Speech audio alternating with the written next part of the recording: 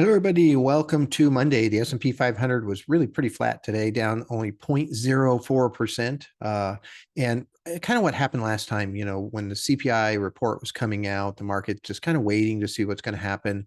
So that's our inflation report. It's going to come out on Wednesday, followed up by the PPI report, which is the wholesale inflation on Thursday. And then Friday kicks off the beginning of earnings season, really, with the big banks. And so there's plenty for the market to kind of wait for to see what's going to happen. Um, Right now, the economists that are surveyed expect that the CPI is going to be lower. So we'll see how that plays out. Again, the Fed really looks at the PCE inflation index, which comes at the end of the month, but the CPI and PPI can be instructive as to what's going to happen with the PCE. And so they're worth watching. The market definitely be paying some attention to that. And just so you know, I mean, so far throughout this year, we've been getting a little bit higher numbers from all of these inflation indicators than what's been expected. So, we'll have to see what happens there. The market has made an interesting change. At the beginning of the year, the market was expecting 6 rate cuts. And the Fed kind of pushed back on that. Matter of fact, they expected the first one in March, and obviously here we are in April, and no rate cuts.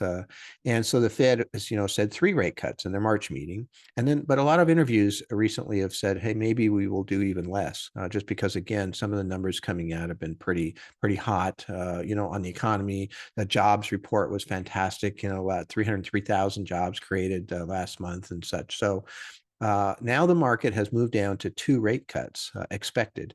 I think that's really healthy. The market needs to get into the same place that the Fed is, because otherwise you get these kind of, disconnected scenarios where you get a volatility on a daily basis. So it seems like the market is starting to line up with what the Fed is looking at. And again, I wouldn't be surprised to see even less than 2, but nonetheless, it's a lot closer, I believe, to what we'll probably see. So that's what's happening today. Not a bad day altogether. Kind of, the market needs to take some rest on these big runs. And we're about where we were about 3 weeks ago. So some markets, will drop 2 to 10% to kind of let some of the steam off. This market seems to just be going sideways to let some of the steam off. Both can be effective, really, to kind of let things settle back down. So earnings season can be a very good time for the stock market recently, because the companies keep beating expectations. However, that can be kind of volatile because not every company does beat expectations.